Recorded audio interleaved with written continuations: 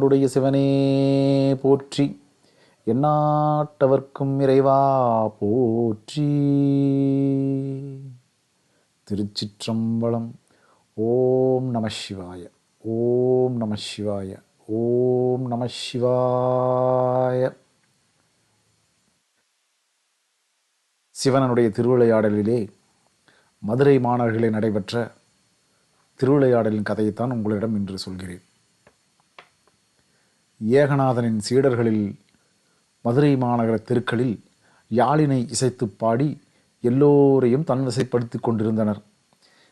இதனை கண்ட பானபத்திரர், ஏகநாதனின் சீடர்களே, இவ்வளவு அழகாக பாடுகிறீர்களே, நான் எப்படித்தான் இசைப்போட்டியில் ஏகநாதனை வெல்லப் போகிறோனோ என்று கலக்கத்துடன் நேரே சொக்கநாதனிடம் சென்று சரணடைந்தார்.